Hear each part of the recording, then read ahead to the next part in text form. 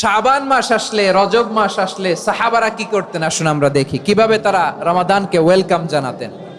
রজব শাবান আসলেই ওনারা রমাদান পর্যন্ত পৌঁছার আকুতি, আগ্রহ আর ফরিয়াদ আল্লাহর কাছে জানাতেন আর বলতেন, ইয়া আল্লাহ, রমজান পর্যন্ত আমাদের হায়াত বাড়িয়ে দাও। আল্লাহুম্মা বাল্লিগনা রমাদান, আল্লাহ তুমি রমজান পর্যন্ত আমাদের পৌঁছে দাও। আল্লাহুম্মা বারিক লানা ফি রজব ওয়া শাবান ওয়া বাল্লিগনা রমাদান, আল্লাহ রজব শাবানে বরকত দাও, আল্লাহ রমজান পর্যন্ত তুমি আমাদেরকে পৌঁছে দাও। আওয়াজ করে পড়ে না আমিন।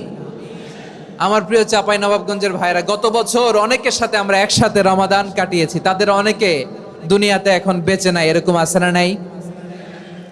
এই যে আরো 7 দিন বাকি রমাদান আসতে, এই 7 দিন পর্যন্ত আমরা রমাদান পাবো, কোনো গ্যারান্টি আছে?